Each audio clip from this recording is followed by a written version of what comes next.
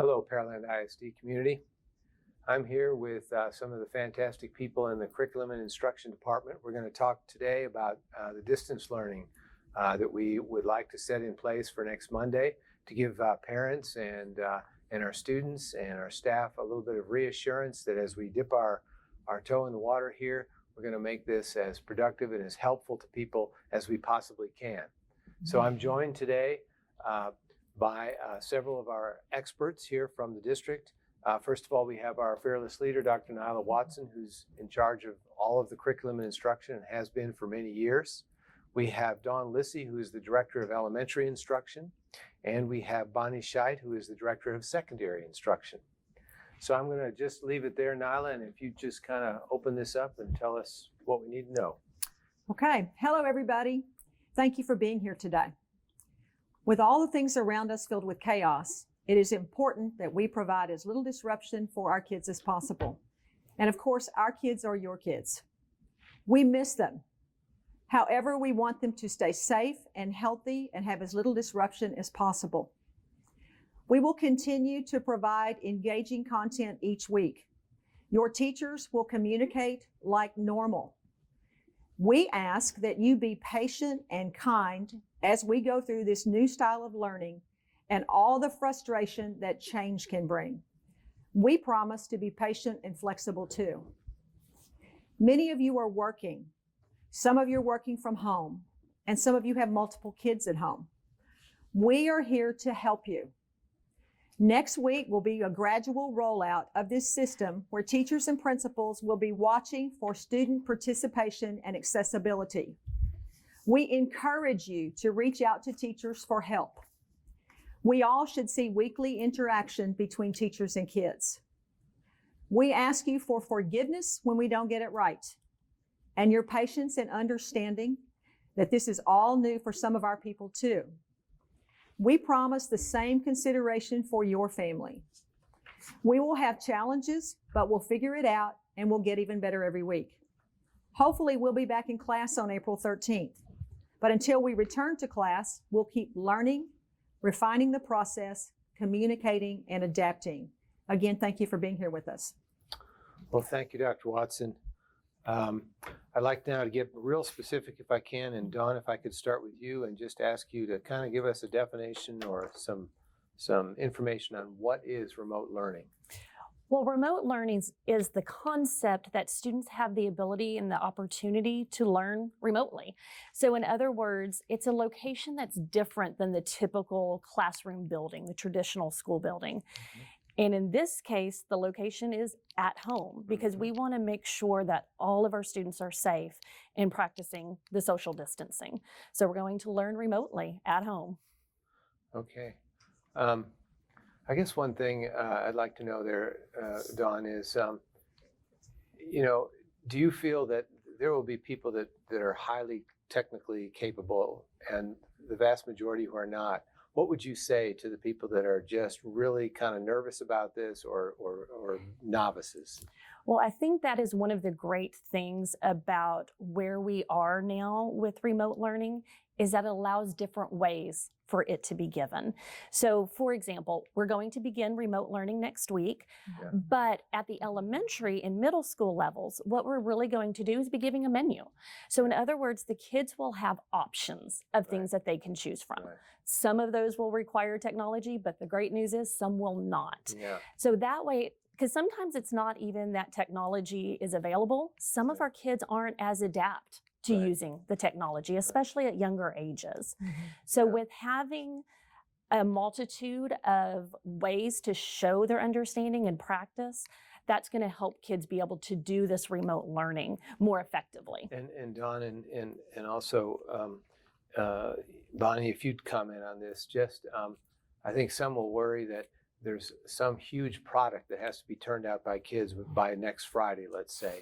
And if you can kind of give some reassurance that we're not in that mode. I'm glad you said that because we've been working a lot with teachers, and teachers know that this is not a typical circumstance. This is new for everybody. You know, being in this situation is different. Mm-hmm. So they're very understanding that every student's home situation is different. And what is wonderful about that is the teachers are going to respond to each individual student's needs. Okay. And some students, they are just very technologically adept, and they will be emailing things to teachers, snapping photos, sending it in. And other students, that's going to be a lot more difficult. And it'll just be a student by student interaction with the teacher to make the decisions about what's going to be best Very good. for them. Very good. And I think one of the things we've done recently is send out some reminders to the teachers, to have grace through this process and remind them that school is not going to look like a normal day. Mhm. So we need to work with our students and work with our parents and the families and help them realize that we're going to get through this together and we're going to make adjustments as needed and as we go along. I mean, it may be easy for me to say because I'm not on the receiving end, but there's some exhilaration here for me because it will, all of a sudden, we'll be learning some new things collectively, and I'm sure after this whole virus situation is over, that knowledge will remain permanent and give us some supplementary ways to deliver instruction. So let me ask you, Bonnie, how will lessons be provided and shared specifically to the students? So they're going to be shared and communicated in multiple ways. Right now in the beginning, our expectation for teachers is that they continue to use the same communication platform or format that they've been using up until this point throughout the school year.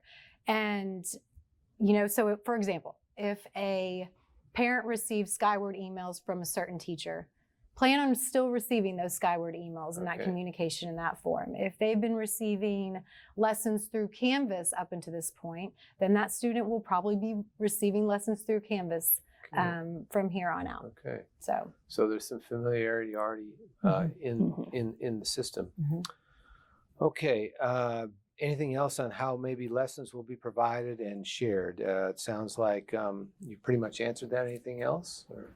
Well, we can talk about some enrichment activities too. Sure. Our technology department and our CNI department have collaborated together along with the communications department, and they've developed a website specifically for a place to house a one-stop shop to house these enrichment activities and some other important websites that they'll need to have going forward.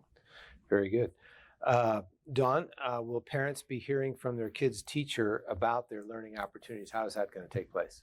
And thankfully, the answer to that is yes. Okay. Even though it is remote learning, there still will be that interaction with teachers. It will vary because, as Bonnie stated a moment ago, it will continue in the modality that the kids are used to. So we want to make sure that our students have that continuity. And so if the teacher is used to reaching out through Skyward, they'll continue that. If they do call outs through the phone, they'll continue to do that. But it will be important that the kids hear from their teachers, and they'll have that opportunity to hear not only about activities related to their learning, they'll get feedback on how they've been doing also. Okay, excellent. All right, now this question I think is one that a lot of parents are going to want to hear. Many parents work full time. That's probably the biggest difficulty of all in the middle of this virus. How much time per day should they expect to spend with their child doing this schoolwork? Bonnie? Well, being a mother of 3 boys, and those ages range from 6 to 17 and working full time, I am definitely sympathetic to those parents right now. And right now, my advice to them is keep the lines of communication open with these teachers because this is an unprecedented event. We're all learning right along. And we, like I said before, we've sent out reminders to teachers to keep the different family situations in mind. I think that we have given them guidelines for a reasonable time frame and a reasonable amount of activities and learning opportunities to send home at this moment in time. And like I said before, if we need to make adjustments going forward, we will. Good, good. This year, I know our Board of Trustees has really sort of emphasized parental partnerships, and I'll tell you, this is going to produce some parental partnerships as we go down this road. Yes. We've kind of touched on this already, but Dawn, if you comment on what if parents have questions regarding their child's instructional activities, who specifically should they contact? the first place they should go is directly to the child's teacher. That is their first line of communication during the normal school year, and we want that to continue. That's the person who knows their child best. That's the person who can give the greatest feedback and really help problem solve through whatever may be going on, because I think that's important to note. There will be some problem solving that we have to do, and that's okay. Yeah. And the students will have their teachers there to help with that. You know, to me, there's some freedom in the sense that the governor has eliminated STAR testing for the year, because it sort of opens up a universe where you're not just focused so tightly on one thing or on a few things, but you're sort of able to come back a little bit and be creative. Yes. Or at least that's what I'm hoping. Bonnie, along with that idea of being creative and so on, explain how the district might provide enrichment activities. Well, like I talked about earlier, the CNI department and technology department have collaborated, and they have developed a list of vetted websites that parents can go to and find activities if they want to go above and beyond what the teachers are setting out at this point. They can find activities based by grade band. They can be fun, engaging, different things that you can do at home with your kids. Very good. So, yeah, you know, I've read, I haven't actually done this, but that even some of the Ivy League universities have free materials on the web for those high school students perhaps that want to really take it. And it's amazing. There are so many educational websites out there that have now opened up opportunities for kids to utilize without any cost. Good. So Very good. we're excited to use those. Dawn, I'm going to ask you one of the tougher questions, you know, especially with regard to students. I'm going to ask you about grades, realizing that every word you say might be parsed by the audience. So No pressure. no pressure. Tell us about grades. Well, one of the things that I want to let everyone know about is that it's important to know that we've extended the third grading period, because I know a lot of students, my own son was actually worried about, what does that mean? I still had another week of this grading period to kind of finish some assignments and get some things made up. Right. So we have extended the third grading period to March 30th. And that way, even in this remote learning environment, teachers can work with students and do whatever is necessary to help make that up. And that way, students will have an accurate grade for that third grading period. And parents will be able to see that the first week in April. They'll have those posted. Pre-K parents will actually receive a phone call instead of a paper hard copy like in the past. So that way they'll know how their students have been doing in school. All right. Old school. That's right. All right. All right. I'd like to ask, this is sort of a tough question, but basically with regard to technology, what should parents think in terms of what is needed or where to go from here? Bonnie, you want to start? So what I tell parents right now is don't stress too much about the need for technology at home. Right. If you have any item that you have right now that a student can use, hopefully we will work with you and your family on getting out the learning opportunities that your child would need. One of the things that we are doing as a district, and parents may have already received phone calls, is every student should be receiving a phone call, or their parent receiving a phone call, asking them, number one, how are they doing?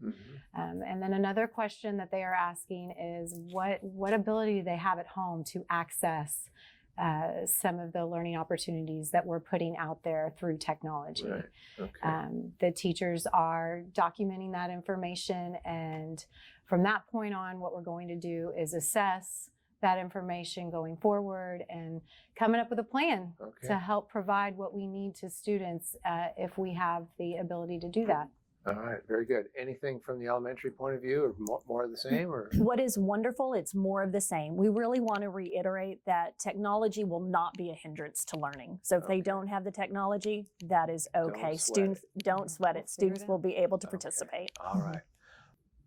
I also know our technology department is doing all this incredible work. I walked back there today, and they've got a large number of devices ready to go to those people who either don't have a hotspot or don't have a device itself.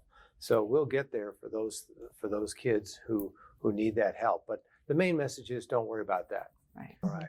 All right. I'm going to finish up here by coming back to our fearless leader, Dr. Watson, if you'd kind of tell us maybe a little bit of a summary or where we go from here. Okay, everything should go live about Monday or Tuesday. And so the website that we've been talking about will be available by then. And a teacher should be reaching out to your students. If they have not done so, you should be receiving lessons and information at the first of the week. The important thing for us to remember is patience and flexibility. We will get through it. We are Pearland ISD and the Pearland community, and we will make it work together. Yeah, outstanding. Yeah, I'm so proud to be associated with Pearland ISD. Even though this is a new venture, you can just tell by the amount of thought and work that's already gone into it. It's going to be fantastic as it rolls out. It's going to give us some permanent capabilities for the future to supplement when life returns back to the new normal or whatever it is, the old normal. But we want our entire community to know we're working together. We value the partnership with the community and especially with our parents, and great things lie ahead. So thank you all very much.